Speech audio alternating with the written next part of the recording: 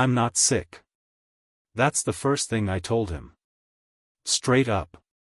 Hands in my lap, voice steady, eyes probably wild but honest. I'm not delusional, Doc. I'm not paranoid. I saw what I saw. He gave me that professional head tilt, you know the one.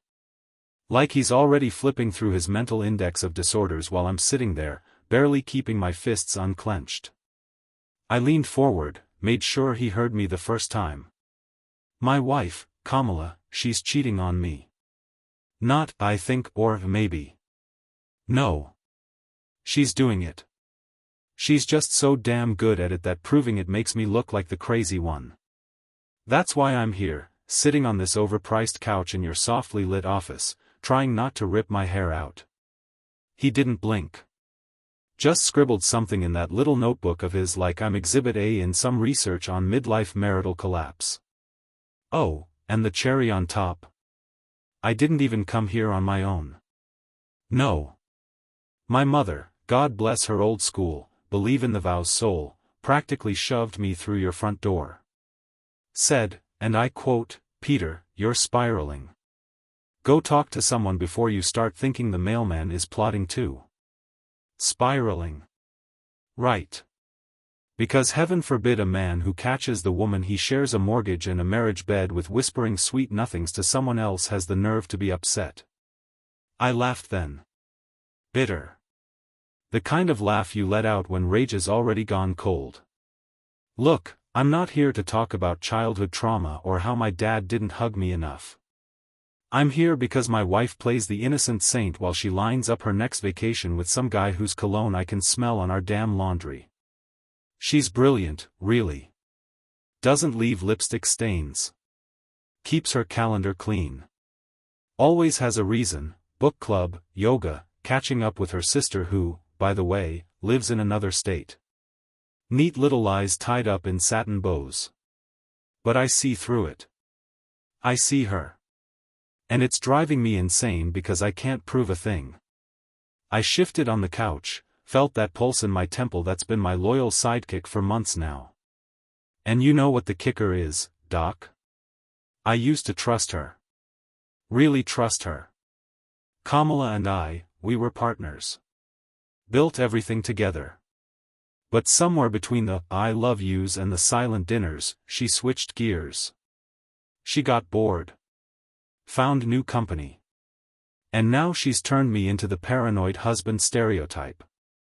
I clapped my hands once, hard enough to make him flinch. So here I am. Not because I'm losing my mind, but because being gaslit long enough will make anyone question which way's up. I saw what I saw. I'm not sick. I'm not stupid. I'm just tired of living with a ghost who still knows how to smile in my face while stabbing me in the back. The doc adjusted his glasses, eyes kind but cautious. I could almost hear his next words before he spoke. And that, I said, cutting him off, is why you don't need to ask how I'm feeling. You need to ask how far I'm willing to go to win without losing myself. That's what brought me here. That's what's keeping me from becoming the villain in her story. At least, for now. If you are interested in the continuation, like this video and I would be grateful for your comments. New stories are published here every day. Listen to the story to the end, because what happened at the end will surprise you. When I got back home, I expected tension. I expected awkward silence or maybe even a little fake worry in her voice. What I did not expect was the grin. That smug, practiced grin that only people who think they're untouchable wear like designer perfume. Kamala stood right there in the hallway, hair perfect, phone in hand like she had just finished texting whoever she actually cared about these days. Her eyes met mine, cool as ice, and without missing a beat she asked, "So, did they fix your brain? Feel better now that the professionals poked around in there?" I should have said something. Anything. But instead, I stood frozen. Not because I was afraid, and not because I didn't know the words. No, I stayed quiet because unlike her, I wasn't the thief who hadn't been caught yet.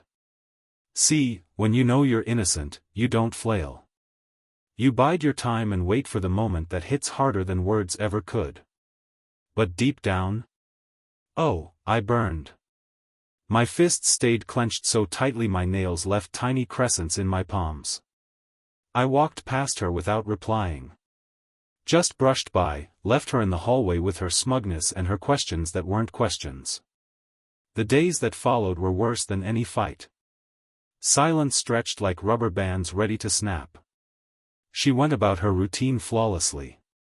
Yoga mat, fake phone calls with her sister, cooking dinners she didn't eat, and leaving lipstick-free kisses on my cheek that felt colder than the winter draft slipping through our old windows. I stayed quiet, but I watched.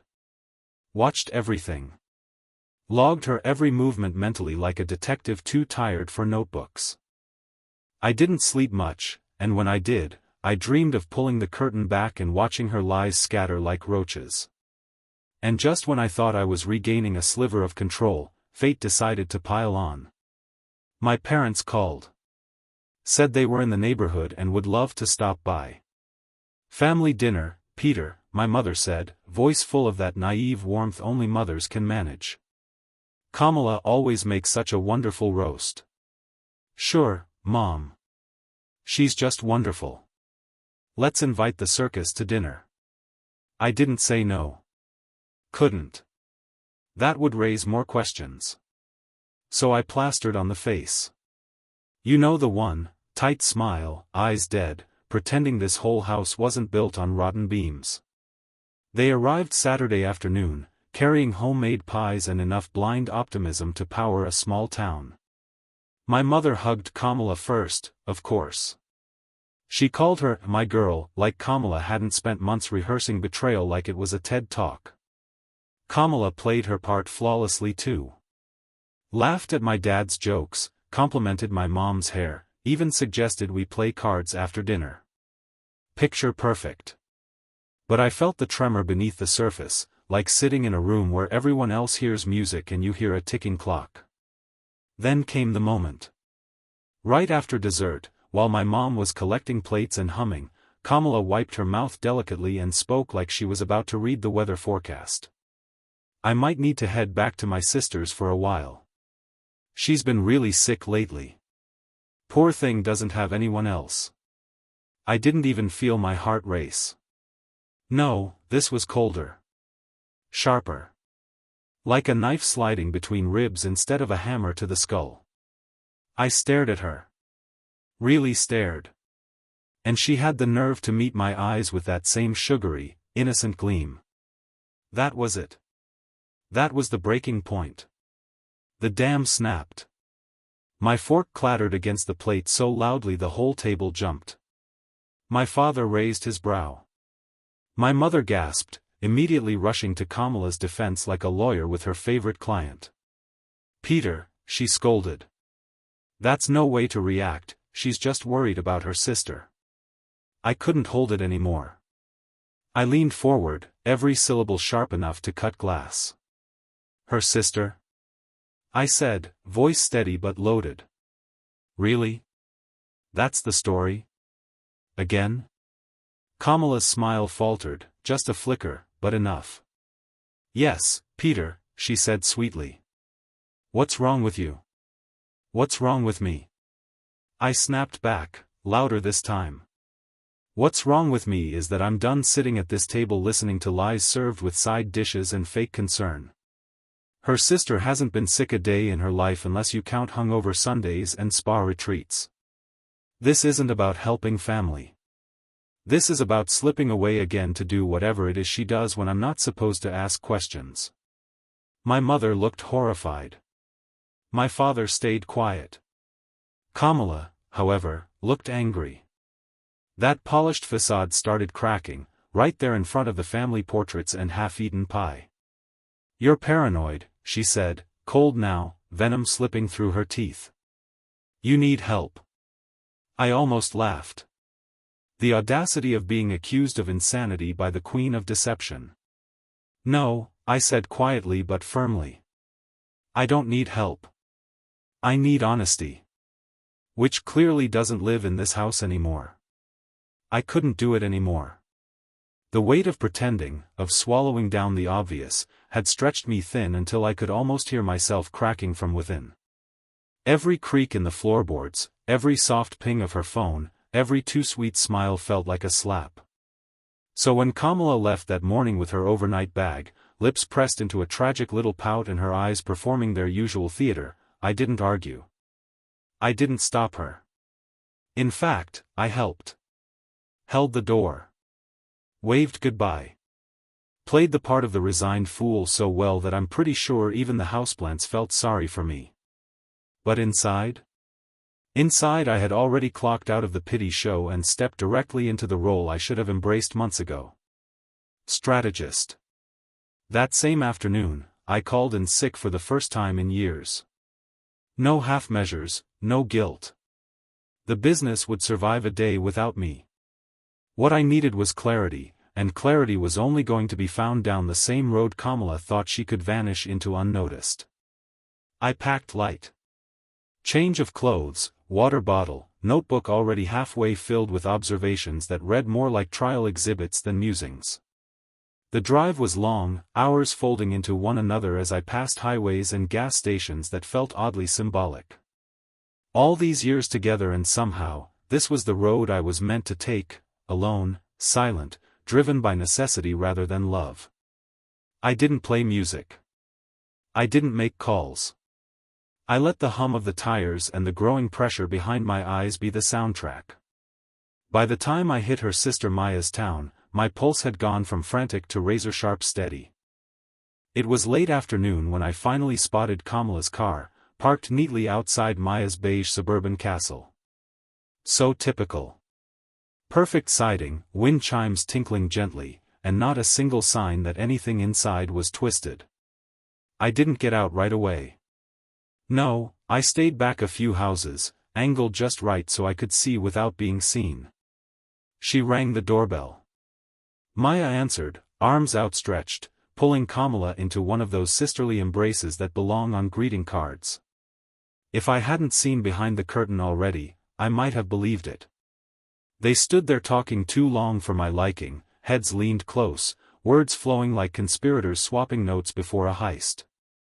Kamala didn't even look around. That annoyed me more than it should have. She didn't even check if she'd been followed. That's how safe she felt. That's how sure she was that I had rolled over and accepted my new role as the clueless husband. But see, she underestimated me. Again. After about an hour, when the sky darkened and they disappeared inside with mugs of tea, oh, it had to be tea, didn't it? I made my move. No hesitation. No whispering doubts. I got out of the car, locked it with a deliberate beep loud enough to feel bold, and walked up that path like I owned every inch of it. Knocked hard. Not frantic, but with the confidence of a man whose patience had expired 2 seasons ago. Maya answered, surprised but quick to mask it with her trademark forced cheer. Peter? Oh. You didn't call, is everything okay? Her voice was sweet. Too sweet. Like syrup covering something sour. I didn't play polite. I pushed past her before she could finish performing and stepped right inside. Kamala was on the couch, legs curled, flipping casually through a magazine like she didn't just pull the vanishing act 2 states away. Her face changed instantly. Not guilty. Not worried. Just annoyed. Like I'd interrupted her spa day.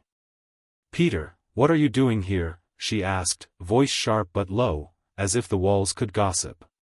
Funny, I said, letting my words slice through the artificial calm like knives through paper, should be asking you the same thing. Maya tried to play mediator, stepping between us, hands raised like a substitute teacher breaking up a playground scuffle. She told you, Peter, I'm sick. She came to help. I stared at her. Hard. No blinking, no shifting. Just cold, direct assessment. You don't look sick, Maya, I said, each word deliberately slow. You look fine. Fit, actually. Last I checked, people who are bedridden don't host living room gossip sessions with homemade chai and lifestyle magazines. Kamala stood, defensive now, her cool beginning to chip. You're being ridiculous, Peter. You followed me here? Seriously? This is insane. Oh, now I was insane. Convenient. I stepped forward, closing the distance not because I wanted to intimidate, but because I wanted every lie that slipped past her lips to hit me point blank. What's insane, I said evenly, is thinking you could keep running and smiling and covering your tracks with your sister's sympathy while I sit home wondering why my marriage smells more like perfume and stale excuses than commitment. Maya looked uneasy. Kamala looked livid. I looked ready. Where's the guy, Kamala?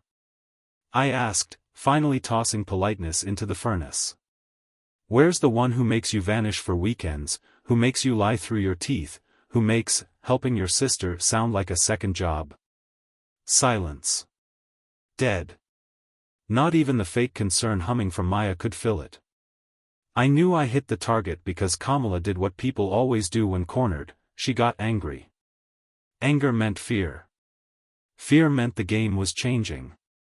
You need to leave, she said, her voice trembling with more than just indignation now. You're acting crazy. You're embarrassing yourself. I smiled.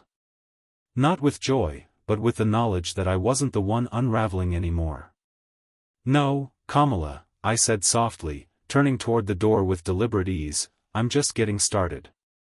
Enjoy your evening. I'll see you back home, eventually. Then I walked out without slamming the door. Leaving her standing there, stuck between her sister's fake illness and her own collapsing house of cards. I thought the worst part was over. Thought confronting Kamala and watching the cracks spread through her perfect little act was the peak. Turns out, I had no idea what real betrayal looked like until I got home that night. Pulled into the driveway like always, street empty, porch light humming softly like nothing had changed. Except everything had. The second I shut my truck door and stepped toward the front steps, they emerged. 3 of them. No words at first, just shapes moving like shadows with fists. One stepped forward, big guy, neck thicker than my thigh, and asked in a tone that didn't care much for answers, "You Peter?" Before I could respond, before I could even process what was happening, the first punch slammed into my stomach like a freight train. Air gone. Legs weak. They didn't give me time to recover. The second hit came from the left, cheek, hard, stars exploding across my vision. By the third punch, I wasn't even fighting back yet, just trying to stay upright. They didn't care. Hands, feet, fists, elbows, it became a blur of pain and curses muttered between the dull thud of knuckles cracking against skin. I tasted blood by the time they dragged me down to the grass.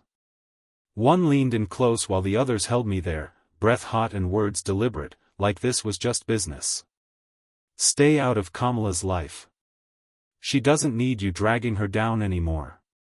Then, like that, they were gone. No dramatic exit, no threats screamed into the night. They left me crumpled there, broken pride soaking into the dirt, and drove off like they just finished changing a tire. I laid there for minutes, maybe longer. Not because I couldn't move, but because it all finally clicked. This wasn't random. This wasn't anger. This was staged. They weren't just sending a message, they were part of the message. That's when it really hit. They wanted me to lose it. Wanted me paranoid, angry, unpredictable. They were pushing me toward the edge so when Kamala twisted the narrative later, she could tell everyone I had lost my mind. Classic setup. Crazy husband. Poor, scared wife. Neatly tied bow on the disaster they manufactured. No. Not me. Not anymore. I got up slowly, wiped the blood from my face with the sleeve of my jacket, and went inside only long enough to grab the essentials. Clothes. Toothbrush. My backup hard drive, always keep evidence. I didn't even leave a note. Let them wonder where I went while the bruises bloomed across my ribs like ugly flowers. I drove straight to my parents'. When my mother saw me at the door, face battered, shirt torn, she cried before I even said a word. Dad, though, didn't cry. He didn't even ask at first. He just helped me inside, poured a glass of water, and waited. That's what men like him do. Former soldier, the kind of man who's seen real darkness and doesn't flinch when it knocks on his son's front door. When I told them everything, from Kamala's games to the beating, he only asked one question. What did they say, exactly? I repeated it. Word for word. He nodded, jaw tight, eyes colder than I'd ever seen. Stay here, he said simply, standing like his legs had been waiting for orders since retirement. I'll handle this. I didn't stop him. Didn't ask what he planned to do. I knew. Old habits die hard. When he came back 2 days later, there was dirt on his boots and something satisfied in his eyes. He didn't brag. Didn't make it sound cinematic. Just sat down at the table, cracked his knuckles, and laid it out straight. They confessed, he said plainly, like this was a normal Tuesday. Paid off. Hired to rattle you. Push you into breaking down so Kamala could spin it. My stomach twisted, not in shock, but in confirmation. Who paid them? I asked, though I already knew. Kamala's friend's boyfriend, Dad answered, voice like gravel. Same guy she's been sneaking around with. Different name, same story. It was all there. Clear. The plan wasn't just to betray me in private. No, they needed to make sure I self-destructed publicly. They needed me to lash out, lose control, look unstable. That way, when divorce papers hit or accusations flew, they could paint me as dangerous. But they made one mistake. I wasn't dangerous. I was focused. And now, I was done playing defense. The funny thing about men who play tough is they crumble fast when real pressure comes knocking. Those 3 geniuses who jumped me? Oh, they folded like wet paper in the hands of my father. It didn't take him long.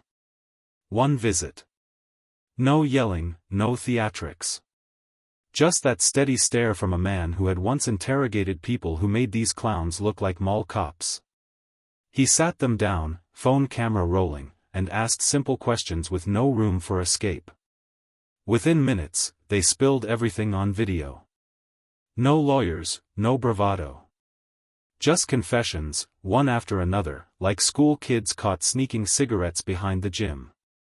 Kamala's boyfriend, or as I now like to call him, the puppet master, paid them. Told them to scare me. Make me snap.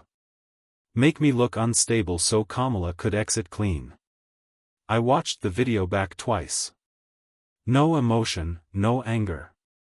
Just clarity. The next part came fast. Dad didn't waste time. He looked at me and said plainly, we're going to see him. Now. I didn't argue. This wasn't about revenge anymore. This was about ending the performance. When we arrived, the coward tried to play dumb.